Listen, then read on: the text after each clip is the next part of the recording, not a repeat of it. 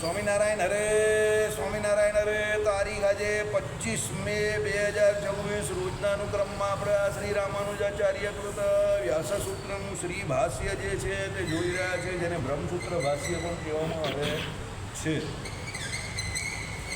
હવે અત્યારે આપણે શું જોઈ રહ્યા છે તે સમજો. અત્યારે આપણે ત્રીજું સૂત્ર જે છે બ્રહ્મસૂત્રનું, કયું શાસ્ત્રો યોનિત્વા તે જોઈ રહ્યા છે. અને એ સૂત્રમાં અત્યારે આપણે શું સાબિત કરીએ છીએ કે બ્રહ્મ કે ઈશ્વર જે છે તે અનુમાનથી સિદ્ધ થાય નહીં. કારણ કે જે એમ કહે કે કોણ અનુમાનથી સિદ્ધ કરવા ગયા છે? નૈયાયિકોએ એવા ઘણા બધા પ્રમાણો આપ્યા કે ભાઈ અનુમાનથી એ બ્રહ્મ સિદ્ધ થઈ શકે છે, તો શાસ્ત્રોની કોઈ જરૂર નથી.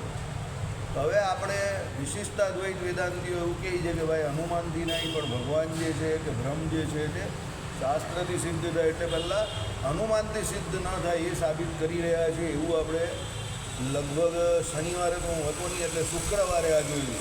મારા ખ્યાલથી આપણે નારાયણ મુનિદેવની સામે બેઠેલા ત્યારની વાત, બરાબર. અને જોયેલું આપણે તે દિવસે શું કે ભાઈ જીવોમાં એમ કહે કે આ જગત જે છે એ મોટું જે છે, મહત્ પરિમાણ જે છે એ જગત આટલું મોટું ચિત્ર વિચિત્ર ઘટના ઘટાવનારું એ જગત, એની ઉત્પત્તિ સ્થિતિ કરવાનું સામર્થ્ય જીવમાં તો નથી દેખાતું. તો કોઈ એવો કરતા સામર્થ્યવાન જોઈએ કે હોવો જોઈએ કે જેના દ્વારા આટલા મોટા જગતની ઉત્પત્તિ થઈ હોય. એટલે એ કરતા તરીકે કોઈ એવો વ્યક્તિ હોવો જોઈએ. એટલે જ્યારે જીવોનું ઉત્તમ પુણ્ય પુષ્કર થાય છે ત્યારે તેઓમાં શક્તિની અદ્ભુતતા જોવામાં આવે છે. તેથી એ જીવોમાં અતિશય વિલક્ષણ અદ્રષ્ટની કલ્પના કરવાથી તેઓની તે વિલક્ષણ કાર્યો પ્રત્યે કારણતા બની શકશે. અને એ જીવો ઉપરાંત તદ્દન ન દીઠેલા એવા પુરુષની કલ્પના કરવી એ બરાબર નથી. તો એ લોકોએ દલીલ કરી. કોઈ ભાઈ કહે ને કે ભાઈ શું છે કે ભાઈ કોઈ પુણ્યવાળો અને અતિશય શક્તિની અદ્ભુતતાવાળો કોઈ મોટો વ્યક્તિ હોય તો એના દ્વારા એમ કહે કે શું છે કે ભાઈ આ વિલક્ષણ કાર્ય પ્રત્યેની કારણતા તમે સાબિત કરી શકો કે ભાઈ મોટા કાર્ય કરે. આપણે નહીં જોતા ભાઈ અંબાણી કે અદાણી હોય ને એણે કોઈ શહેરમાં વિકાસ કરવો હોય તો એ લોકો વર્ષની અંદર કરાવી નાખે. કારણ કે રૂપિયા પૈસા હોય, માણસ હોય, મેન પાવર હોય, એની પાસે બધું જ હોય, ટેકનિશિયન હોય, એન્જિનિયર હોય, બધા જ હોય. ને આપણા જેવા સામાન્ય માણસને આપણું પોતાનું પણ ઘર કરવું હોય તો જય સ્વામિનારાયણ, ડૂચા નીકળી જાય, કંટાળી જવાય, થાકી જવાય, બરાબર. તમારા જ પેલા તાપીબાગમાં પ્રકાશ ભટ્ટ ડૉક્ટર નથી, એ આપણા એક સમયે બહુ સારી મિત્રતા હતી. તો પ્રકાશ ભટ્ટ સાહેબ મને કહે ને તો ભાઈ રિલાયન્સમાં શું છે વાસુદેવ, કે પહેલેથી જ પૂછી લઈ કે જો ભાઈ સમય તારે મારો આપવો પડશે અને પૈસા તારે કેટલા જોઈએ તો હું ભરી દઉં. એટલે માણસનો પગાર નક્કી માણસની કેપેસિટી કરે, એનું શક્તિ કરે, કે તમારામાં હોશિયારી કેટલી છે ને કામ કરવાની આવડત કે તેવડ કે કેટલો સમય તમે કામ કરી શકો છો એની ઉપર પગાર નક્કી થાય. રિલાયન્સ પગાર નક્કી નહીં કરે તમારો. હું સમજવા જેવી બાબત છે. રિલાયન્સ શું કહે, સમય મારો, આવડત તમારી, અને એના બદલામાં તમારે જે પૈસા જોઈતો હોય મને ડિમાન્ડ કરો. મને એવું લાગશે કે તમને આ પૈસા ડિઝર્વ કરો છો, તમે તમારી એ કેપેસિટી છે તો મારે તમને દઈ દેવા. પણ એનું કામ કેટલું સ્ટ્રિક્ટ કે તમારી 6 મહિના પછી બદલી થવાની હોય, અને આજે દાખલા તરીકે તમારી બદલી થવાની છે ઓગસ્ટ સપ્ટેમ્બર મહિનામાં, તો એ તમને માર્ચ મહિના પહેલાં કહી દે કે હવે જૂન મહિનો જે આવશે એ પહેલાં તમારા છોકરાને એડમિશન આ જગ્યા પર કરાવી દઉં, અમે તમને મદદ કરીએ છીએ, અમે તમને સપ્ટેમ્બર મહિનાથી આ જગ્યા પર ટ્રાન્સફર આપવાના છે, એટલે તમારા છોકરાનું વરસથી બગડે એટલે ત્યાં ટ્રાન્સફર થઈને જૂનથી ભણતો થઈ જાય. બોલ, આટલી જોરદાર તૈયારી છે એ લોકો, સમજો. ને મોસ્ટલી જેટલા મોટા શહેરો છે એમાં બધે રિલાયન્સવાળાની પોતાની સ્કૂલ છે. જે એની સ્કૂલમાં તો બધું અદ્યતન ને વ્યવસ્થિત કામ ચાલે છે. એટલે એ શું, એના જે કોઈ એમ્પ્લોયી હોય એ બધા એને ત્યાં જ એડમિશન લે. એટલે એ કહેવા માંગે શું તે સમજો કે તમે એક વખત રિલાયન્સને જોઈન કરી પછી તમારે તમારા ફેમિલી વિશે કે છોકરાઓ વિશે એ બહુ વિચારવાની જરૂર નથી. તમે ખાલી મારા વિશે જ વિચારો, તમારા વિશે હું વિચારી લેવા એમ. એણે એના માટે માણસો રાખેલા છે, પૈસા આપે છે. ભાઈ વાણીઓ માણસ છે, એને ખબર છે કે એના ઘરમાં જ ઉલઝેલો રહે તો મારું કામ શું કરવાનું. તમારે છોકરાનું એડમિશન લેવું હોય તો માણસ કેટલો ઉલઝેલો રહે, સામાન્ય માણસ એડમિશન થાય નહીં ત્યાં સુધી. પૈસા આપીને પણ એડમિશન કરવા માટે કેટલી માથાકૂટ છે, એ બધી માથાકૂટ તમારી ચાલી જાય, એ બધી માથાકૂટ એ કરે તમારા માટે. એટલે અહીંયા લખેલું છે બહુ જોરદાર કે જો જીવ એવો વિલક્ષણ હોય, એનામાં સામર્થ્ય હોય તો મોટા કાર્ય કરી શકે છે. એટલે શું છે કે ભાઈ અદ્રષ્ટની કલ્પના કરવાથી, એ જીવોમાં જ અતિશય વિલક્ષણ અદ્રષ્ટની કલ્પના કરવાથી તેઓની તે વિલક્ષણ કાર્ય પ્રત્યે કારણતા બની શકશે, મોટા કાર્ય એ કરી શકે છે. અને એ જીવો ઉપરાંત તદ્દન ન દીઠેલા એવા પુરુષની કલ્પના કરવી એ બરાબર નથી. ભાઈ તમે એ જીવની જગ્યા પર જેને જોયા નથી એવા ભગવાનની કલ્પના શું કામ કરો છો? આવું એક કારણ આપે છે. એકે વખતે સર્વ પદાર્થનો વિનાશ અને સર્વ પદાર્થની ઉત્પત્તિ થવી એ પ્રમાણના માર્ગની બહાર છે. એવું તો થતું નથી કે એક સમયે જ બધો વિનાશ થઈ જાય છે અને એક સમયે જ બધી ઉત્પત્તિ થાય, એવું તો થતું નથી. તમે ઉત્પત્તિ કરવા પણ આપણે જઈએ, જે કારખાના ચલાવતા એને ખબર જ હોય ધીરે ધીરે ધીરે ધીરે બધું પ્રોડક્શન થાય. કંઈ તાત્કાલિક થોડું બધું થઈ જાય, એક પછી એક સ્ટેપ આવે એના પર. સમજો, સેલવાસામાં નાના નાના ગ્રેન્યુલ્સ મળે, એ ગ્રેન્યુલ્સ પેલો લઈ આવે, પછી એ ગ્રેન્યુલ્સમાંથી પાવડર બને અને એ પાવડરમાંથી પછી જે અંદર એને મટીરિયલ બનાવવું એ પ્રમાણે બને. તો પહેલાં તો નાના નાના ગ્રેન્યુલ્સ બને. સેલવાસા બહુ મોટી ઇન્ડસ્ટ્રી છે, સમજો. એટલે એ પ્રમાણે તમારે જે કંઈ બનાવવું હોય તો કંઈ તાત્કાલિક તો કંઈ બની નહીં જાય, તો ઉત્પત્તિ ધીરે ધીરે થાય. નાશમાં પણ તમે જો ભાગવતજી જે સાંભળતા હશે એને ખબર હશે, પ્રલય કરતાં ભગવાન 100 વર્ષ લઈ જાય. એક પ્રાકૃત પ્રલય કરે છે ભગવાન, એમાં 100 વર્ષનો સમય જાય છે. સમજો કેવી રીતે? તો ભાઈ પહેલાં ભગવાન 100 વર્ષ સુધી આ પૃથ્વી ઉપર દુકાળ પાડે. કેટલા વર્ષ સુધી દુકાળ? 100 વર્ષ સુધી. હવે 100 વર્ષ દુકાળ પડે તો કયો જીવ જીવે? બધા પતી જાય. અને આ સૂર્ય જે છે તે એવા તપે છે કે આ પૃથ્વી જે છે ને તે છાણા જેવી થઈ જાય. હવે એ પૃથ્વી છાણા જેવી થઈ ગઈ, બધું બળી ગયું અંદર. ટૂંકમાં કહેવાનો મતલબ શું છે? બધું બળી ગયું, કોઈ જીવ નથી, કંઈ જ નથી. બધું પૂરું કરી નાખ્યું એમણે. 100 વર્ષનો સમય લીધો. પણ પૃથ્વી જે છે તે આખી જળને વિશે પછી લીન થઈ જાય, કારણ કે જળ પૃથ્વી કરતાં વધારે છે. પછી એ જળ જે છે એ બધું સુકાઈ જાય, તેજને વિશે લીન થઈ જાય. તેજ જે છે તે બધું વાયુમાં લીન થઈ જાય. વાયુ જે છે તે આકાશમાં લીન થઈ જાય. આકાશ જે છે તે તામસ અહંકારમાં લીન થઈ જાય. તામસ અહંકારની સાથે બીજું જે પણ કંઈ છે તે બધું ટોટલી જે 3 પ્રકારના અહંકારમાંથી નીકળ્યું છે, આ 24 તત્વનું દેહ આખો વિરાટ પુરુષનો જે દેહ બન્યો, બ્રહ્મા વિષ્ણુ ને મહેશ થયા, એ બધું એમાં લીન થઈ જાય. અહંકારને વિશે અહંકાર આખો મહતત્વમાં લીન થઈ જાય. મહતત્વ જે છે સીધો મૂળ માયામાં લીન થઈ જાય. પૂરું થઈ ગયું, પ્રલય થયો. 100 વર્ષનો સમય લાગે છે. પણ આમાં જે કહ્યું તે પ્રમાણે શું સાંભળો, શું કહ્યું? એકે વખતે સર્વ પદાર્થનો વિનાશ. એટલે એક સાથે બધો વિનાશ થયો નહીં થયો? એમાં કેટલો સમય ગયો? 100 વર્ષ. એટલે ભગવાને કાળને બહુ મોટું પરિબળ માનેલું છે, ઉત્પત્તિમાં પણ અને વિનાશમાં પણ. આપણું શરીર જોવું તમે, પહેલાં શું થાય? એનો વિકાસ થાય. બાળપણથી પહેલાં એનો વિકાસ થાય, પછી અને પછી ધીરે ધીરે ધીરે એનો નાશ થવા માંડે. તાત્કાલિક થોડો નાશ થાય, ધીરે ધીરે નાશ થાય. ક્ષણિક જે નિત્ય પ્રલય જે કહ્યું એમાં શું થાય? તો આપણી બધાની જે અવસ્થા કહેવાય કે આયુષ્ય કહેવાય તે રોજ રોજ ખવાય. ગઈકાલે આપણે જેવા હતા એવા આજે નથી, આજે જેવા છે એવા સભા પછી ન હશું. કેમ? નિત્ય પ્રલયમાં રોજ આપણી આયુષ્ય જે છે તે ખવાતી જાય. નૈમિતિક પ્રલયમાં ત્રિલોકી જે છે તે ખવાઈ જાય. ભૂવર ને સ્વ વૃદ્ધિ થાય, એનો નાશ થાય. એ વૃદ્ધિનો એક સમય આવે, બરાબર ને? પેલું જે 6 કહ્યું છે ને, અપક્ષીયતે ને વિનશ્યતે છેલ્લે, બરાબર? એટલે કહેવાનો મતલબ શું છે? એક સાથે ઉત્પત્તિ નહીં થતી ને એક સાથે બધા પદાર્થનો વિનાશ નહીં થતો. એમ ઉત્પત્તિ જે થાય છે એ પણ ધીરે ધીરે થાય છે, અલગ અલગ રીતે થાય છે, અને વિનાશ જે થાય છે તે પણ એવી રીતે ધીરે ધીરે થાય છે. સેક્ટર બાય સેક્ટર ધીરે ધીરે થાય. એમ આપણે કહીએ કે વિકાસ કરવો જોઈએ, તમારા ઘરમાં પણ તમારે કંઈ વિકાસ કરવો હોય, કામ કરવું હોય તો મોટું કામ હોય તમે શું કહો? પહેલાં આ બાજુનું હાથમાં લઈએ, પછી આ બાજુનું, પછી આ બાજુ. અરે સાફ કરવામાં દિવાળીમાં ઘરમાં એવું હોય ને યાર, પહેલાં નીચેનું, પછી 4 દિવસ લાગે. હા, એક દિવસમાં થોડું બધું કંઈ સાફ થઈ જાય, સમજો. એટલે કહેવાનું તાત્પર્ય અહીંયા શું કહે છે કે દરેક પદાર્થ જે બધા પદાર્થ જે છે એની ઉત્પત્તિ પણ એક સાથે નહીં થતી, વિનાશ પણ એક સાથે નહીં થતો. અને જે જોવામાં આવે છે તે ઉપર શાસ્ત્ર સિવાયના સર્વે પ્રમાણો રહેલા છે, બરાબર? એટલે એમાં શું કહ્યું કે આ શાસ્ત્ર સિવાયના 3 પ્રમાણ જે ગયા, પ્રત્યક્ષ પ્રમાણ, અનુમાન પ્રમાણ અને સ્મૃતિ પ્રમાણ એ બધા પ્રમાણો આપણે ઉપર વાત કરી. ઉત્પત્તિ અને વિનાશ ક્રમશઃ થતા જ જોવામાં આવે છે. આવી ગયું ને, ઉત્પત્તિ થાય ક્રમશઃ પહેલાં ઉત્પત્તિ થાય છે. આપણે કહ્યું એ પ્રમાણે મૂળ પુરુષને મૂળ માયા અને અનંતકોટી પ્રધાન પુરુષને પ્રકૃતિ પુરુષને મહતત્વ અને અહંકાર સ્ટેપ બાય સ્ટેપ ઉત્પત્તિ થઈ. પછી જ્યારે પ્રલય થવાનો હોય ત્યારે ઉલટા ક્રમમાં એ પ્રમાણે સ્ટેપ બાય સ્ટેપ શું થશે? વિનાશ થશે, ક્રમશઃ જ થશે.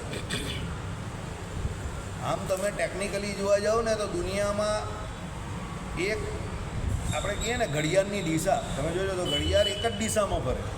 એ ઉલટી ફરે કે અટકી જાય એ ઘડિયાળ બગડી ગયેલી કહેવાય. હા, એને આપણે કહીએ ક્લોક ડિરેક્શન કહીએ. આપણું બોડી પણ છે એને પણ સર્કાડિયન રિધમ કહેવાય કે એનું એક ડિરેક્શન બનાવેલું છે. એ ક્લોક આપણા બોડીની ક્લોક જે છે ને એ ભગવાને બનાવેલી છે, દરેકની બનાવેલી છે, એવું નહીં.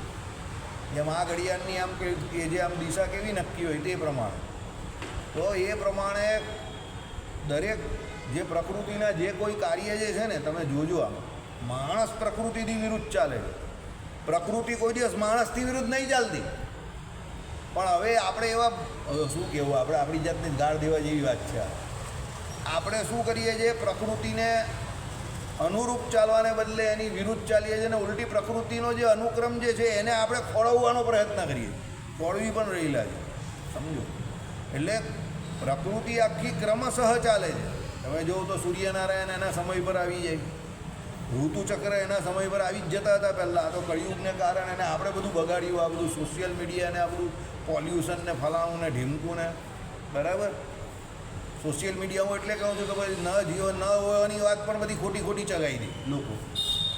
એટલે એ બધું આર્ટિફિશિયલ છે, એમ ઓરિજિનલ નથી. એટલે એવી રીતે બધો જેમ બગાડ સમાજમાં થાય એ પ્રમાણે પ્રકૃતિમાં આપણે બધો બગાડ જાતે કરેલો છે. બાકી બધું વ્યવસ્થિત ચાલતું જ હતું. સુરતમાં પહેલાં 100 ઇંચ વરસાદ પડતો જ હતો. આ લોકોને પૂછો સુરત આવેલા ત્યારે, એવું નહીં કે એક વર્ષે, દર વર્ષે પડે. દર વર્ષે 100 ઇંચ વરસાદ, 90-100 ઇંચ વરસાદ પડતો જ હતો. પણ હવે આપણે લોકોએ જ બધી આજુબાજુ સુરતની મોટી મોટી ઇન્ડસ્ટ્રી ખોલી નાખી, તો વાદળા બનીને અહીંયા વરસાદ ક્યાં પડવાનો ભાઈ?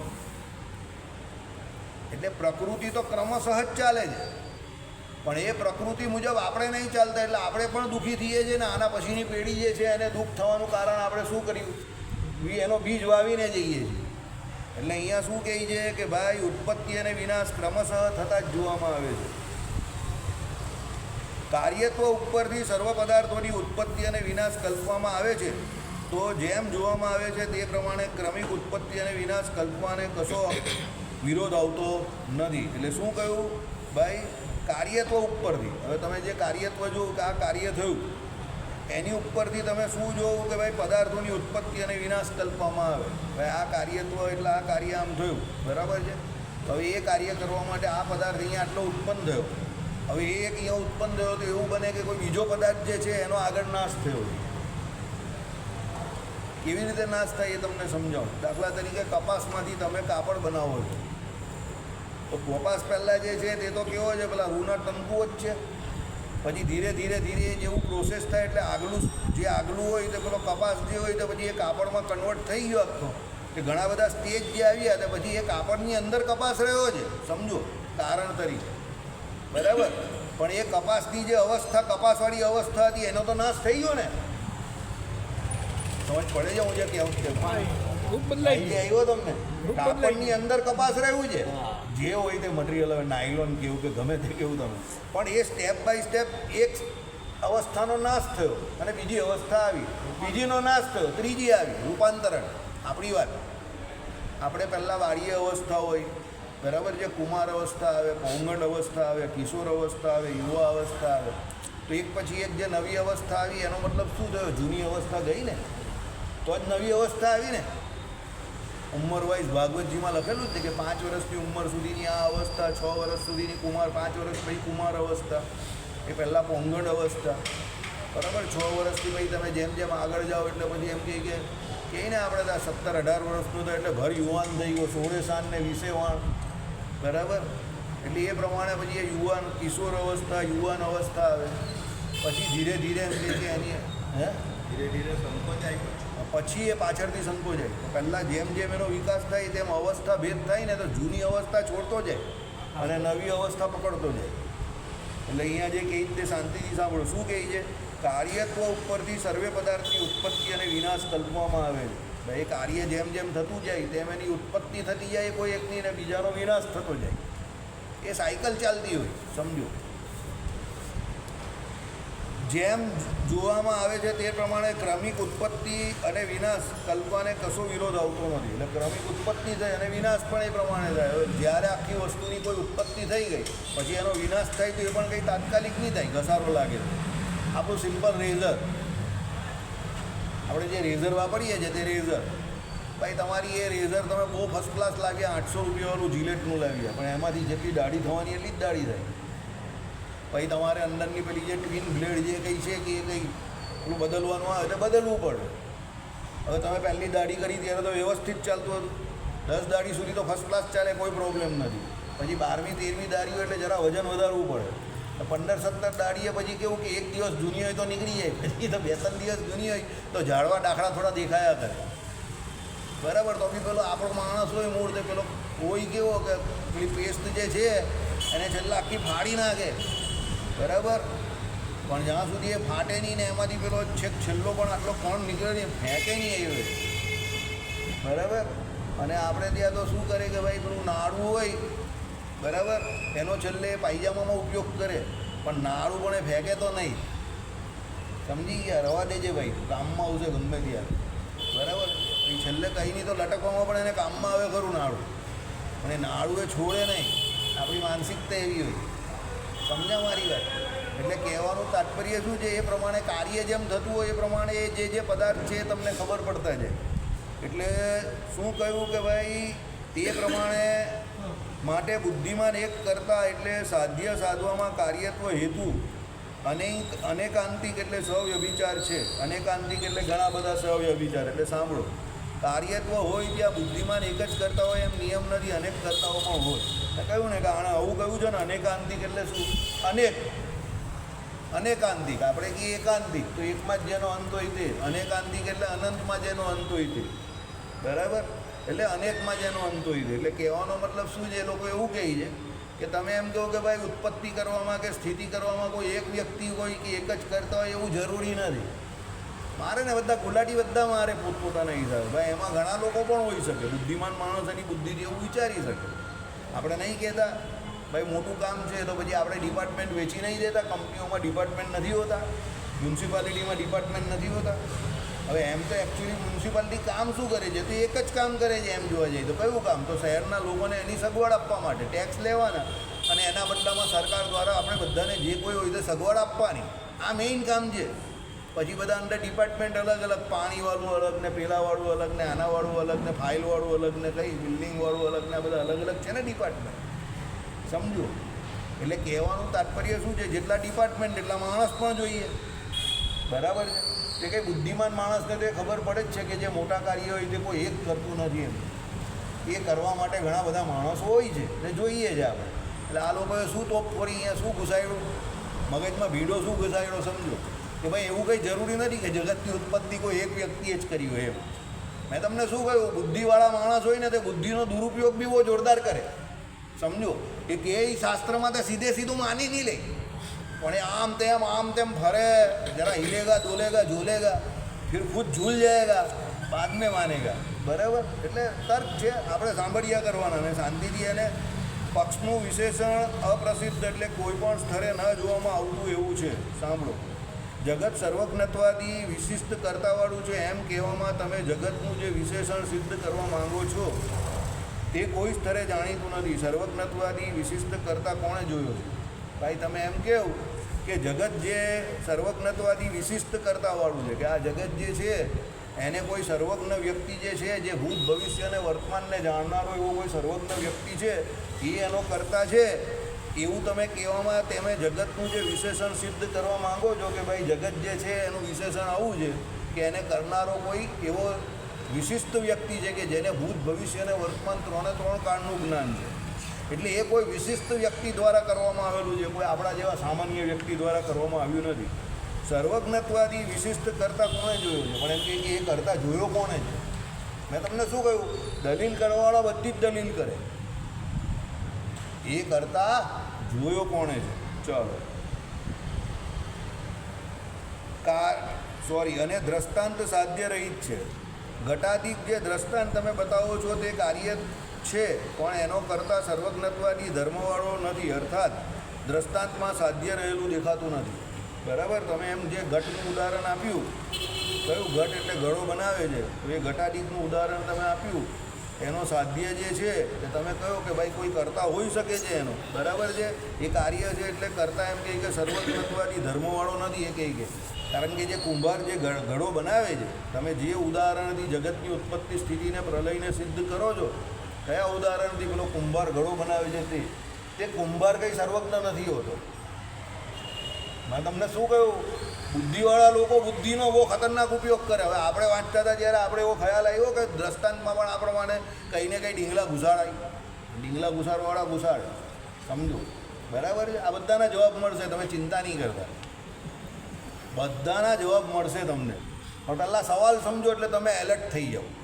બરાબર? તમે ઊંઘી ગયા હો તો તમારી ઊંઘ ઉડી જાય.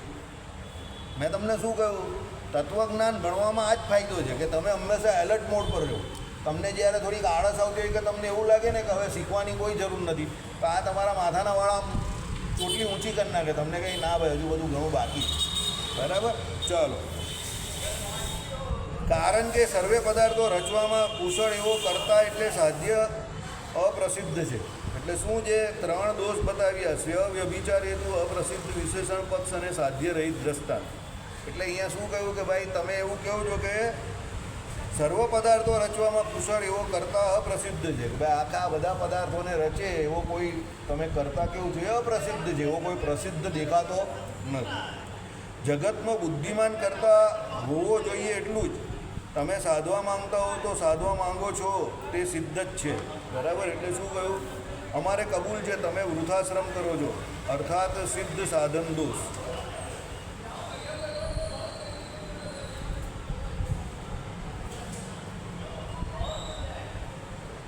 જગતનો બુદ્ધિમાન કરતા હોવો જોઈએ એટલું જ. હવે એ તો એ પણ માને છે ને આપણે પણ માનીએ છીએ કે ભાઈ જગતનો કરતા કોઈ બુદ્ધિમાન છે. પછી શું કહ્યું? તમે સાધવા માંગતા હો તો સાધવા માંગો છો તે સિદ્ધ જ છે. એટલે તમે જે સાધવા માંગો છો એ સિદ્ધ જ છે. અમારે પણ કબૂલ છે ને તમને પણ કબૂલ છે. એટલે કહેવાનો મતલબ શું છે કે ભાઈ એ તો આપણે બધા જ માનીએ છીએ કે જગતને રચનાર વ્યક્તિ કોઈ ભગવો નહીં હોય, એ બુદ્ધિમાન જ હોય. કારણ કે જે પ્રમાણે એમને જગતને બનાવેલું છે તો એ કોઈ ગગા માણસનું કામ નથી, બુદ્ધિમાન વ્યક્તિનું જ કામ. હવે એ પક્ષે તો બધા જ રાજી થાય કે જગતને જોઈ તો કોઈ પણ કહે ખરો કે આ કોઈ સામાન્ય વ્યક્તિનું કામ નથી, કોઈ વિલક્ષણ વ્યક્તિનું કામ છે. એટલે એ તો બંને પક્ષે રાજી છે, બંનેને એટલી ખબર છે કે આ કોઈ બુદ્ધિમાન વ્યક્તિનું કામ છે જગત બનાવવું, સામાન્ય વ્યક્તિનું કામ નથી. ચાલો. સર્વજ્ઞ અને સર્વશક્તિમાન એવા એક કર્તાને સાધનારું આ કાર્યત્વ તે એકી વખતે ઉત્પન્ન થતી સર્વ વસ્તુમાં રહેલું છે. એટલે શું કહ્યું? સર્વજ્ઞ અને સર્વશક્તિમાન એવા કોણ છે? ભગવાન. બરાબર? એટલે સર્વજ્ઞ અને સર્વશક્તિમાન એવા એક કર્તાને સાધનાર, ભાઈ એવો કોઈ એક કરતા એને સાધનાર. શું? આ કાર્યત્વ એટલે આ આખું જગત જે છે તે એકી વખતે ઉત્પન્ન થતી સર્વે વસ્તુમાં રહેલું છે. હવે એકી વખતે સર્વે વસ્તુમાં એટલે આ જગતમાં જેટલી વસ્તુ છે એમાં રહેલું છે? પ્રશ્ન જ છે કે ક્રમ થકી ઉત્પન્ન થતી સર્વે વસ્તુમાં રહેલું છે, કે ભાઈ એ ક્રમ થકી જે એકમાંથી એક નીકળે છે એ બધી વસ્તુમાં રહેલું છે. સાંભળો, એકી વખતે ઉત્પન્ન થયેલી સર્વ વસ્તુમાં રહેલું હોય તો એવું કાર્યત્વ છે જ અસિદ્ધ. એટલે શું કહ્યું? એકી વખતે સર્વ વસ્તુ ઉત્પન્ન થતી જ નથી, એટલે એ પ્રકારનું કાર્યત્વ તો છે જ અપ્રસિદ્ધ. બરાબર છે? એક વખતે તો બધું નીકળતું નથી, એ તો આપણે પણ ખબર છે. એટલે તમે એમ કહો કે એકી વખતે બધું નીકળ્યું છે ને એમાં એમ કે એવું એ તો એક વખત નીકળતું જ નથી, એટલે એ વાત વિચારવાનો કોઈ મતલબ જ નથી, એટલે એ અપ્રસિદ્ધ વાત છે. ચાલો. ક્રમશઃ ઉત્પન્ન થતી સર્વ વસ્તુમાં રહેલું હોય તો તે તો અનેક કરતા હોવા જોઈએ એમ સિદ્ધ કરે છે. ઘટ, પટ, રથ વગેરે જે પદાર્થો એક પછી એક ઉત્પન્ન થાય છે તેવા પદાર્થોમાં રહેલું કાર્યત્વ અભિપ્રેત હોય તો તે કાર્યત્વ તો અનેક કરતા હોવા જોઈએ એમ સિદ્ધ કરે છે. ઘટ, પટ, રથ વગેરેના કરતા અનેક છે એ રીતે, મતલબ કે એ અર્થમાં કાર્યત્વ હેતુ વિરુદ્ધ ગયો અવળો પડ્યો. કહેવાનો મતલબ તમે એમ કહું છો કે બધું ક્રમશઃ નીકળ્યું છે તો ઘટ છે, પટ છે, રથ છે, બધા અલગ અલગ પદાર્થો છે. બધા અલગ અલગ પદાર્થો અલગ અલગ સમયે ક્રમશઃ બધા નીકળ્યા છે એક કરીને. તો બધા જે નીકળ્યા છે તે કોઈ એક વ્યક્તિમાંથી નીકળે એવું સિદ્ધ નહીં થતું, અનેક વ્યક્તિમાંથી નીકળતો એવું લાગે. કેમ? કે ભાઈ ઘટ છે, પટ છે, રથ છે, તો બધા અલગ અલગ રીતે પોતપોતાના હિસાબે ચાલે છે અને ક્રમશઃ બધાની પોતપોતાની ઉત્પત્તિ થઈ છે. તો ત્યારે એવું લાગે કે સૃષ્ટિનો કોઈ એક કરતા નથી, પણ કેટલા અનેક કરતા છે. આ દલીલ છે, આ બધી દલીલો છે, શાંતિથી સાંભળજો. આ બધી દલીલોના જવાબ બહુ સરસ આપશે. હું તમને અત્યારે પણ કહું છું, આવા જે શાસ્ત્રો હોય ને એમાં દલીલ જ્યારે આવે ને ત્યારે લોકોને ઊંઘ આવે કે કંટાળો આવે કે એવું આવે ના, દલીલ બહુ શાંતિથી સાંભળવાની. તમે સામે સત્સંગી જીવનમાં પણ જોતા હશો કે જે કોઈ પક્ષ હોય, સમજો અદ્વૈતનો પક્ષ હોય કે બીજા કોઈનો પણ, તો એ પક્ષ જે વ્યવસ્થિત તમે સમજો અને સાંભળો કે વાંચો, પછી જ તમને તમારો જવાબ હોય ને એમાં સંતોષ થાય પૂરેપૂરો. એના એક એક સવાલના જવાબ આપી દીધા ભગવાને કે નિત્યાનંદ સ્વામી કે મુક્તાનંદ સ્વામી, જે કોઈ એણે. એટલે દલીલ જે છે, આર્ગ્યુમેન્ટ જે છે ને, એને કોઈ દિવસ નેગેટિવ નહીં લેવાય, કોઈ દિવસ નહીં લેવું. સામેવાળાનો પક્ષ હંમેશા સાંભળવો. કોઈનો પણ હોય ને, એનો પક્ષ તમને 100% નથી માન્ય. હું માનું છું કે આપણે એ પક્ષ 100% માન્ય નથી, પણ એનો પક્ષ એને મૂકવા દેવાનો 100%. એનું કારણ શું છે? તમે એનો પક્ષ પૂરેપૂરો સાંભળશો ને તો એના પક્ષમાં જ તમને ઘણા બધા જવાબ મળશે, સવાલમાં જ જવાબ મળશે. સમજો? એટલે પક્ષ કોઈને મૂકતા તમે રોકી ન શકો. અને આ જ સનાતનની સૌથી મોટી ખૂબસૂરતી છે. જે સ્ટલિને એમ કહ્યું તો ભાઈ ડેન્ગ્યુ, મલેરિયા અને કોરોના જેવો સનાતન છે એને સમાપ્ત કરવાની જરૂર છે. હવે એ બોલ્યો એ વાતને આજે 2 વર્ષ થઈ ગયા છે, બરાબર છે, તો પણ અત્યારે એ જીવે છે ને. એટલે એનું કારણ શું છે કે સનાતન બહુ જોરદાર ધર્મ છે. જો એ કોઈ બીજા દેશમાં મેજોરિટી એ ધર્મવાળાની હોય અને એ પ્રમાણે એ ધર્મવાળાને એ ડેન્ગ્યુ, મલેરિયા અને કોરોના કીધું હોય તો અત્યારે જીવતો નહીં હોય. મારી વાત સમજ પડે છે તમને? હું જે કહું છું પતી જાય તરત. એ કોઈ બીજા દેશમાં જઈને એ દેશમાં જે મેજોરિટી ધર્મ પરાતો હોય એને ડેન્ગ્યુ, મલેરિયા કહે તો એ અત્યારે જીવતો નહીં હોય. એટલે સનાતન હકીકતમાં ગ્રેટ છે. એ એના ઉદાહરણ પરથી એ બોલ્યું એનાથી જ સાબિત થયું અને એ હજુ જીવે છે. અને એણે અત્યારે પણ બોલ્યો, હજુ 20 દિવસ પહેલાં બોલ્યો અને હજુ પણ એ જીવે છે. એટલે એનો મતલબ સનાતનમાં એવું કંઈક છે એક્સ્ટ્રા ઓર્ડિનરી. એટલે હું તમને કહું, પક્ષ બધાને રજૂ કરવા દેવો. તમે કોઈનો પક્ષ જ નહીં રજૂ કરવા દેવો તો એમાં ખાલી વિવાદ થાય, ઝઘડા તંડા થાય, તમે કોઈ કન્ક્લુઝન પર નહીં પહોંચો. એનો પક્ષ પૂરેપૂરો સાંભળો અને પછી ધીરે રહીને જો આમાં તમે જો રામાનુજાચાર્ય અદ્વૈતીઓનો આખો પક્ષ સાંભળો કે નહીં, પછી એના પછી નૈયાયિકોનો આખો પક્ષ સાંભળો કે નહીં, અને પછી ધીરે ધીરે જવાબ આપે છે ને એક એક કરીને. પક્ષ બધાનો સાંભળો. પક્ષથી તમારી બુદ્ધિ ચાતુર્યતા વધે છે. સમજો? ન સમજ પડે ને એવી દલીલ હોય ને એની, તો પણ એને ઓકે, ભલે નહીં સમજ પડતી ને રહેવા દો. કેમ? કદાચ એવું બને કે એનો પક્ષ તમને સમજ નહીં પડે કે એની દલીલ ન સમજ પડે, પણ જ્યારે આપણો જવાબ આવે ને ત્યારે તમને એની દલીલ પણ ખબર પડી જશે કે આ આવું કહેવા માંગતો. તમે મારી વાત સમજ્યા? તમારી પાસે કોઈ વ્યક્તિ આવે ને એ કહે કે મને સી ગ્રીન કલરનું શર્ટ જોઈએ છે, તો તમારામાંથી કોઈના મગજમાં સી ગ્રીન કલર નથી, પણ તમારી દુકાનમાં 4 થી 5 કલરના ગ્રીન કલર પડેલા છે. તો સારો સેલ્સનો માણસ હોય તો શું કરે? એને પણ નહીં ખબર સી ગ્રીન કયો છે. ઘણી વખત શું ખબર કોઈ થાય ખબર તમને? જે પૂછતો હોય ને સી ગ્રીન કલર જોઈએ છે એને પણ નહીં ખબર હોય કે સી ગ્રીન કયો. એટલે પેલા પાસે જે 5 કલર છે ને એ 5 કલરમાંથી એને કહેવાનું જો આ જરા આટલો છે, આ થોડો વધારે છે, આ એનાથી આ તો દીકતો ટુ દીકતો સી ગ્રીન કલર છે. એટલા કોન્ફિડન્ટલી એને વાત કરવાની ને કદાચ એવું બને કે પેલો લઈને ચાલ્યો છે, પણ પેલો એમ જ કે મારી પાસે સી ગ્રીન છે જ નહીં, તો પછી તો પેલો લેવાનો જ નથી. વાત સમજ પડે જ તમને? એટલે તમને સી ગ્રીન ખબર છે કે નથી એ પ્રોબ્લેમ નથી.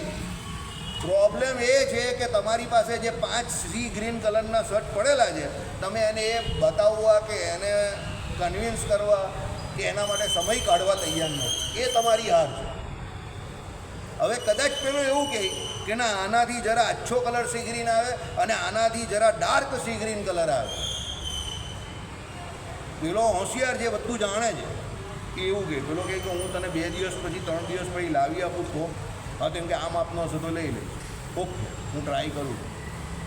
મળી ગયો તોય એનું કામ થઈ જાય. આઈડિયા આવે જ તમને? હવે જો પેલો સામેવાળાને એનો પક્ષ જ નહીં રજૂ કરવા દે કે એવો કોઈ કલર જ નહીં આવતો, તું જાણે ભાઈ, તો એ ગ્રાહક પેલાની દુકાનમાં જે બીજી 2 વસ્તુ મળતી હશે અને એ હકીકતમાં લેવાનો હશે તો એ બીજી 2 વસ્તુ પણ નહીં લેશે. એટીટ્યુડ પ્રોબ્લેમ છે. સેલ્સમેનશીપ એટલે બરાબર નથી કે એને એટીટ્યુડ પ્રોબ્લેમ. બરાબર, અંગ્રેજો કહી ગયેલા આ વાત, you should have all the problem, okay valid, but you should not have attitude problem.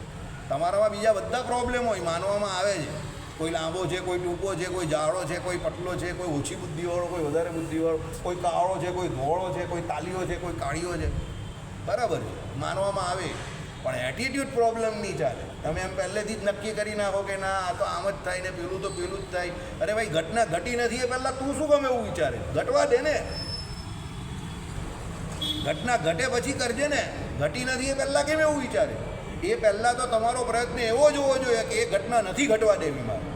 મારે પૂરો પ્રયત્ન કરવો છે ઘટનાને રોકવાનો, પણ પછી ઈશ્વર ઈચ્છા હોય ને એ થઈ ગઈ તો પછી વાત અલગ છે. પણ you should not have attitude problem, સમજો?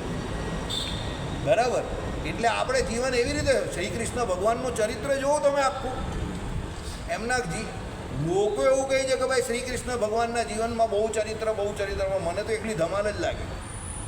મેં દસમ સ્કંદ જે આખું આપણે રાત્રે વાંચ્યું તો મને કોઈ પૂછે તો શ્રી કૃષ્ણ ભગવાનનું ચરિત્ર તો હું એક શબ્દમાં કહું તો ધમાલ. રામચંદ્ર ભગવાનના જીવનમાં એટલી ધમાલ નથી, એ તો પેલા 14 વર્ષ વનમાં ગયા એટલો જ સમય ધમાલ છે, અને પછી છેલ્લે સીતાજીનો ત્યાગ કર્યો ત્યારે ખસ. બાકી શ્રી કૃષ્ણ ભગવાનના તો 125 વર્ષની જિંદગીમાં આવ્યા ત્યારથી જ ધમાલ, અને ગયા ત્યાં સુધી ધમાલ, અને ગયા પછી પણ ધમાલ. ગયા પછી કેવી રીતે ધમાલ? પેલી અર્જુનજી એમ કહે કે બધી પેલી એને લઈ ગયો, અને પછી પેલા ત્યાં પેલું આપણું કયું છે પેલું માટી ગોપી તળાવ, ત્યાં બધી કાવાઓ લૂંટી ગયા ને એમણે પેલી જળ સમાધિ લઈ લીધી ત્યાં બધીએ, સમજો? તો ગયા પછી બી ધમાલ જ રહી ને. હવે ભગવાન પુરુષોત્તમ નારાયણ એમના જીવનમાં આટલી બધી ધમાલ હોય તો પણ ભગવાને કોઈ દિવસ એટીટ્યુડ પ્રોબ્લેમ દેખાડ્યો એવું તમને ભાગવતમાં એક પણ જગ્યા પર સંભળાયું નહીં હોય કે ના મને જીવવાથી કંટાળો આવી ગયો છે, કે મને મારા પૌત્રોથી ત્રાસ થઈ ગયો છે, કે મને મારા પુત્રથી ત્રાસ થઈ ગયો છે, કે મને આનાથી. ઉલટી મજાક મસ્કરી કરતા હતા ભગવાન બધા જોડે. ભગવાન મસ્તી કરતા હતા, મજાક કરતા હતા, લક્ષ્મીજી જોડે મસ્કરી કરતા હતા, ગોપીઓ જોડે મસ્તી કરતા હતા, મસ્કરી કરતા હતા. વિચાર કરો તમે. એટલે એ ખાલી આપણું મેન્ટલ સ્ટેટસ છે, આપણી માનસિક પરિસ્થિતિ છે કે સામે જે ઘટના ઘટી રહેલી છે એને આપણે કેવી રીતે સ્વીકૃતિ આપીએ છીએ, એને આપણે કેવી રીતે ટેકલ કરીએ છીએ. એ ઘટના તમારા જીવનમાં જ ઘટે છે, અને મને ખબર પડે છે કે બીજાને પણ ખબર પડે છે કે એનાથી તમને જે કંઈ શોખ કે ધક્કો લાગવાનો છે, પણ પછી તમે ધક્કો લાગી ગયો એમ કરીને બેસી જ રહ્યો શોખમાં ને શોખમાં, તો કંઈ નહીં થાય. થોડાક સમય સુધી શું વિચારવાનું કે આ પ્રોબ્લેમ મારો નથી, એમ મારા પણ દૂર કરીને એને દૂર કરવાનો વિચાર કરો, એટલે મગજ તમારું જવાબ આપવા માંડશે. આનું આમ પણ થઈ શકે, આમ પણ થઈ શકે, આમ પણ થઈ શકે, આમ પણ. તમને બધી શક્યતાઓ જે છે તે દેખાવા માંડશે, પણ તમે જ્યાં સુધી એ પ્રોબ્લેમને પેલો વાત ભરીને બેસી રહેશો તમારી શક્યતાઓ બધી વિચારવાની નહીવત થઈ જશે, સમજો? એટલે આ તત્વજ્ઞાનમાં એવું જ છે. એ લોકો બધી આડી તેડી ગમે તે વાત કરે, આપણે ધૈર્ય જ રાખવાનું, એને સાંભળ્યા જ કરવાનું. હા બરાબર બરાબર બરાબર બરાબર, એમાં ઝૂકેગા નહીં, સાંભળ્યા જ કરવાના. હા બરાબર, આમ ધૂનકી હલાવ્યા જ કરવાની. પછી ધીમે રહીને ખબર પડે. આના આપણા ધૈર્યની પણ કસોટી છે, બંનેની, તમારી પણ ને અમારી પણ, સમજો? અમને પણ ખબર પડે છે કે આમાં પબ્લિકને રસ નહીં પડતો, તો અમારે કંઈ રસપ્રદ કરવું પડે, જેમ હમણાં 5 મિનિટથી કરી રહ્યો છું. બરાબર, ચાલો. એટલે તે તો અનેક કરતા હોવા જોઈએ એમ સિદ્ધ કરે છે. એટલે એ કાર્યત્વ હેતુ વિરોધ થયો. એટલે ભાઈ તમે એમ કહો કે ભાઈ અનેક કરતા હોય તો પછી એમ કે સૃષ્ટિ તો કોઈ એકે કરેલી, તો કાર્યત્વ હેતુ જે તમારો હતો કે કોઈ એકે સૃષ્ટિ કરી તો હેતુની વિરુદ્ધ થઈ ગઈ ને વાત. તો વળી અત્રે જગતનો એક જ કરતા હોવો જોઈએ એમ સાધવામાં પ્રત્યક્ષ અને અનુમાનનો ભાગ આવે છે. બરાબર, ચાલો 1 મિનિટ. હા ભાઈ, અનેક કરતા, ઓકે. 14મો, પ્રત્યક્ષ અને અનુમાનથી કરતાં અનેક જોવામાં આવે છે એવું એ લોકોએ કહ્યું. આ અને શાસ્ત્રનો બાદ આવે છે. કુંભકારો જાય તે રથકારો જાય તે, કુંભકાર જન્મે છે રથકાર જન્મે છે ઇત્યાદિ શ્રુતિમાં પણ સંભળાય છે. એટલે શાસ્ત્રમાં પણ આ પ્રમાણે. 1 મિનિટ. શું લખ્યું છે એને? અને શાસ્ત્રનો બાદ આવે છે. બરાબર, એટલે શું કહ્યું? વળી અત્રે જગતનો એક જ કરતા હોવો જોઈએ એમ સાધવામાં પ્રત્યક્ષ અને અનુમાનનો બાદ આવે છે અને શાસ્ત્રનો બાદ આવે છે. ઓકે, ચાલો. વળી શરીરાદી સર્વે કાર્યોમાં સત્વાદી ગુણના પરિણામ સુખાદિક જોડાયેલા જોવામાં આવે છે. હવે પાછી નવી દલીલ ચાલુ. શરીર ભુવન વગેરે જીવરૂપી કરતાના કરેલા છે, કારણ કે એ કાર્ય છે ઘટાદિકની માફક. એ આગળ આપણે જોયું ને, શરીર છે, ભુવન છે, બરાબર. શરીર કેવો છે? તો અનેક અવયવોવાળો છે. ભુવન કેવું છે? તો અનેક અવયવોવાળું છે. ભુવન એટલે કયું? મકાન. ભુવન એટલે કયું? 14 લોકનું બ્રહ્માંડ. ભૂર ભુવ સ્વ આપણે સમજેલા ને અહીંયા. 14 ભુવનનો આખો એક બ્રહ્માંડ છે, એવા અનંત કોટી બ્રહ્માંડનો એક અલગ અને અનંત કોટી બ્રહ્માંડ, બરાબર. તો એ શરીર જે છે તે અલગ અલગ અવયવનું બનેલું છે અને એનો નિયામક અંદર અવયવી કોઈ એક જીવ છે. એમ એ ભવન જે છે 14 લોકનું છે, એને બનાવનારા પણ કોઈ એક વ્યક્તિ એટલે કરતા હોવો જોઈએ. એટલે કહેવાનો મતલબ શું છે? શરીરાદી કાર્યોમાં એટલે શરીર જે આપણું છે તે, અને આ જે એમ કહી કે કહ્યું કે આ જે આખા એમ કહી કે બ્રહ્માંડોની રચના થઈ તે બધા કાર્યોમાં સત્વાદી ગુણના પરિણામ સુખાદિક જોડાયેલા જોવામાં આવે છે. બધામાં સત્વ, રજ અને તમ એ 3 ગુણથી અભિભૂત થઈને પેલો જીવ જે કર્મ કરે એ પ્રમાણે એને સુખ દુઃખની પ્રાપ્તિ થાય, બરાબર છે. દાખલા તરીકે કોઈ જીવે અત્યારે મનુષ્ય જન્મમાં સકામ ઘણા કર્મો કર્યા હોય અને પોતે સુખી થાય અને બીજાને સુખી કરવા માટે એને સકામ યજ્ઞાદિક કર્મો કર્યા હોય, ગૌદાન કર્યા હોય ને કર્યું હોય, તો પછી એને સ્વર્ગલોકમાં જઈને એ સુખ મળે. જેટલો સમય એણે સ્વર્ગલોકમાં સુખ ભોગવવાનું એટલો સમય એ સુખે ભોગવે, અને પછી એણે અહીંયા આ લોકમાં આવીને લોકોને દુઃખી કરેલા હોય, કષ્ટ જ કષ્ટ આપેલું હોય, તો એના બદલામાં એને નીચે જઈને કષ્ટ મળે, બરાબર. યોગી આદિત્યનાથજી હમણાં બોલેલા ને યુપીની વિધાનસભાની અંદર, સામે કોઈ સમાજવાદી પાર્ટીવાળાએ કહ્યું કે ભાઈ તમે ઘણા લોકોને મારી નાખ્યા, ઘણાને એન્કાઉન્ટર થઈ ગયા, તમે ઘણા લોકોને ઉપર મોકલી દીધા, તો એના માટે જવાબદાર કોણ? કેમ કે તો પહેલે તો ये आपको तय करना पड़ेगा कि वो लोग ऊपर गए कि नीचे गए. પેલાને સમજવી પડી સામેવાળાને, શાસ્ત્રની જાણકારી જોઈએ ને એને પાછી. हाँ, ये कही कि पहले तो आप लोग को ये तय करना पड़ेगा कि वो लोग ऊपर गए कि नीचे गए. मैंने तय कर दिया है कि वो सब कहाँ गए और उनको कहाँ भेजना था. वो जहाँ से आए वहीं पे गए, तो सब નીચે ગયે हुए. જે ખોટા કામ કરે તો નીચે જવાનું ને, દક્ષિણ દિશામાં. એટલે એણે શાસ્ત્રની ભાષામાં જવાબ આપી દીધો, બરાબર. એટલે હવે જે અંદર બ્રાહ્મણ હશે અને શાસ્ત્રનું જ્ઞાન હશે એને ખબર પડી ગઈ કે આ શું કહેવા માંગે છે. પણ જેને કંઈ ખબર જ નહીં હોય એ કહી કે ચલો अखिलेश यादव के श्री राम ये लोग करते रहते हैं लेकिन सीता जी को भूल गए. तो पेलो एक शास्त्री आવીને કે ભાઈ સાहब श्री राम के अंदर ही सीता जी आ गई है. ત્યાં સુધી એને ખબર જ નહીં હતી કે શ્રી રામ એટલે સીતાજી પહેલી જ આવે. તો પછી અક્કલના બારદાનને પછી ખબર પડી કે શ્રી રામ એટલે સીતાજી સાથે જ છે, એટલે પછી એણે બોલવાનું બંધ કર્યું. એટલે તમને જે વિષયમાં જ્ઞાન નથી એ વિષયમાં ખોટી ચર્ચા કરવા જાઓ તો ઊંધા પડો ને, સમજો. એટલે અહીંયા આવું છે કે ભાઈ જે કોઈ કહે સત્વાદી ગુણના પરિણામ, હવે સત્વગુણ વર્તતો હોય તો આ પ્રમાણે તમને જ્ઞાન પ્રકાશ થાય, તો એ પ્રમાણે એટલે પછી એ પોતે સુખી થાય, બીજાને સુખી કરે એવા કર્મો કરે. તમોગુણી વ્યક્તિ હોય, મધ્યમ આસાદિક ગ્રહણ કરતો હોય, એના પોતાના ઠેકાણા હોય નહીં, બુદ્ધિ તમોગુણી હોય, તામસી હોય, ક્રોધને એના નિયંત્રણ બહાર હોય, ક્રોધે કરીને કેટલા જીવોની હત્યા કરતો હોય, આળસુ હોય, પ્રમાદી હોય, તો પછી એ પ્રમાણે એ કર્મ કરતો હોય, સમજો. હવે એ જેવા કર્મ કરે એવી રીતે એને સુખ દુઃખની પ્રાપ્તિ થાય ને, શરીરની પ્રાપ્તિ પણ એવી રીતે જ થાય છે, બરાબર. ઘણાને આપણે જોઈએ છે તો માતાના ગર્ભમાં હોય ત્યારથી દુઃખી થતા હોય બાળક, બહાર આવીને પણ દુઃખી થતા હોય. પછી પેલા જ્યોતિષને બતાવવા જાય તો કે એ ભાઈ મૂળ નક્ષત્રમાં જન્મ થયો છે, 11 વર્ષ સુધી બાપાનું મૂળ ખેંચશે, એટલે મૂળ નક્ષત્રમાં જે જન્મ થયો એ કોઈ બ્રાહ્મણને બોલાવીને એની શું કરાવી દેજે, પૂજા વિધિ કરાવી દેજે, બરાબર. તો પેલો છોકરો જે આવ્યો એને થોડી ખબર કે હું મૂળ નક્ષત્રમાં આવી રહ્યો છું, પણ એ મૂળ નક્ષત્રમાં આવ્યો એટલે નક્ષત્ર બાદ એને લાગ્યો એટલે એની એ પ્રમાણે વિધિ કરાવવી પડે. પછી અમુક નક્ષત્રમાં એવી રીતે આવ્યો તો પેલા ઘીની અંદર પેલા છોકરાનું મોડું જોવાનું, એની ઘણી બધી વિધિઓ છે, બરાબર. હવે આપણે ત્યાં ધીરે ધીરે બધી લુપ્ત થઈ ગઈ પ્રણાલિકા, એટલે લોકોને ખબર નથી. બાકી અમુક નક્ષત્રમાં બાળકનો પુત્રનો જન્મ થાય તો ડાયરેક્ટ એને જોવાની ના પાડી એના બાપાએ. એનું મુખારવિંદ જે છે ને એને પેલો એમ કે એનો પડછાયો પેલો જે ઘીમાં દેખાય ને, ઘીની અંદર પહેલાં તો ચોખ્ખા ઘી આવતા હતા ભાઈ, પડછાયા અંદર પડતા હતા, તો એ પડછાયાનું દર્શન કરે પછી પેલા બાળકનું દર્શન કરે, એવી તો આવું.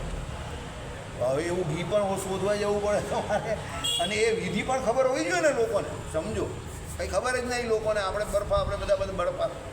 હવે કહેવાનો મતલબ શું છે કે એ પ્રમાણે, એટલે આ સત્વાદી ગુણની વાત કરીએ એટલે આ બધા ઉદાહરણ મને એકદમ યાદ આવ્યું. રજોગુણી માણસ હોય, એને કામ્ય કર્મ કરવામાં જ આશા હોય અને એમાં જ રસ હોય, બરાબર છે. ખાવું છે, પીવું છે, આ કપડાં લેવા છે, પેલા કપડાં લેવા છે, નવા બૂટ લઈ લેવા છે, નવી ગાડી લઈ લેવી છે, એ રજોગુણી કામ છે, તો એને એમાં જ રસ હોય. હવે એ પ્રમાણે જે ગુણ વિશેષ એને તે સમય પર વર્તતો એ પ્રમાણે પેલો જીવ એ કર્મ કરે, અને એ પછીની એની ગતિ પણ એ પ્રમાણે થાય. સાત્વિક, રાજસી અને તામસી એ 3 પ્રકારની ગતિઓ પણ બતાવેલી છે, એટલે બરાબર. ચાલો, તેથી એ કાર્યોનું મૂળ સત્વાદી ગુણો છે એમ અવશ્ય માનવું પડશે. આવી ગયો ને? જો, કારણ કે એ પ્રમાણે કાર્યો જેવા કરે એ પ્રમાણે એની ગતિ છે, એટલે એનું મૂળ તો એ ગુણ જ થયું ને. સમજો, દાખલા તરીકે તમે અહીંયા બધા બેઠેલા છો, આ કિયાનનું ચાલે છે, બરાબર છે, પણ અહીંયા બેઠેલા દરેક વ્યક્તિને આ જે ચાલે છે તે જેવું ચાલે છે અને જેવું સમજાવવામાં આવે છે એવું જે સમજી રહ્યા છે, એવું હું છાંટી ઠોકીને નહીં, તમે પણ નહીં કહી શકો. તમારા બધાને પણ જે ગુણ વર્તતો એ પ્રમાણે તમે ગ્રહણ કરો ને.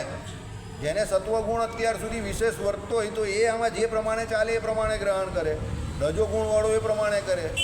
તમો ગુણવાળો હોય તે બિચારો તો જય સ્વામિનારાયણ, કંઈ બોલવાનું જ નહીં.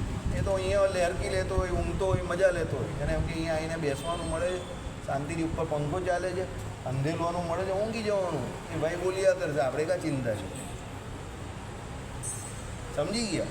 એટલે એવું છે, બરાબર. ઘટના એક જ ઘટે છે, પણ એમાં કરતા પણ અનેક છે, પણ એ અનેક કર્તાઓને પણ અલગ અલગ પ્રકારના ગુણો વર્તે છે, એટલે બધાના કર્મ અલગ અલગ પ્રકારના થાય. એક ઘટનાની અંદર પણ દરેકના કર્મ એક સરખા નહીં થતા. સ્કૂલ એક હોય છે, ક્લાસ એક હોય છે, માસ્ટર એક હોય છે, તો એક છોકરાના 90-95% આવે છે, અને બીજો 45, 50, 51, બરાબર, 51-55% તો બિચારો થાકી જાય. હા, 2% આવી ગયા, બહુ વધારે નહીં લેવાના, નહીં તો વજન વધી જાય નહીં, બરાબર.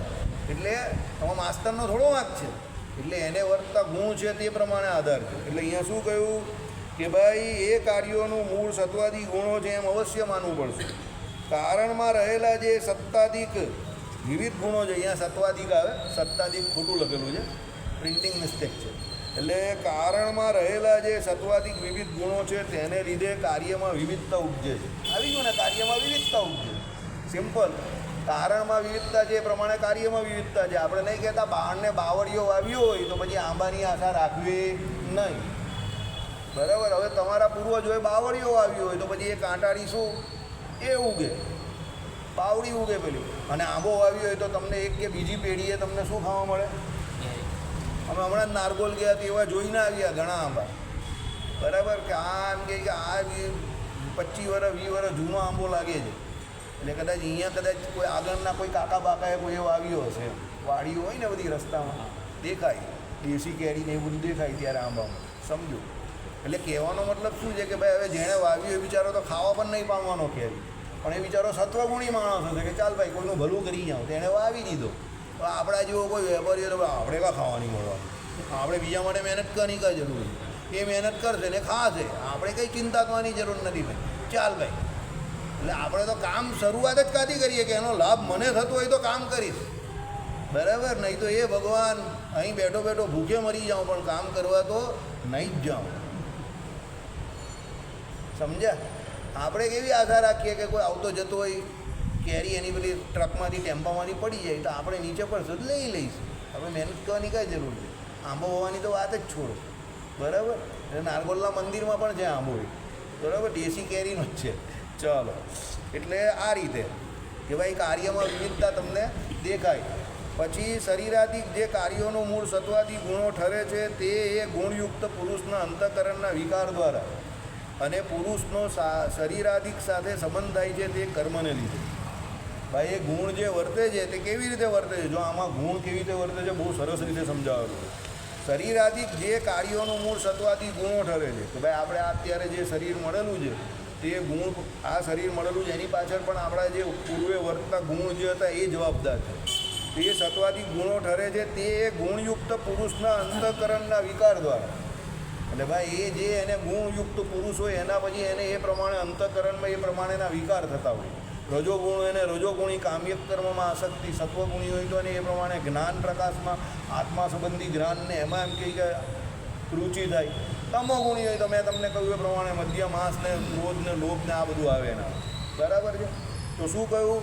એ પુરુષના અંતઃકરણના વિકાર દ્વારા અને પુરુષનો શરીરાદિક સાથે સંબંધ થાય છે તે કર્મને લીધે.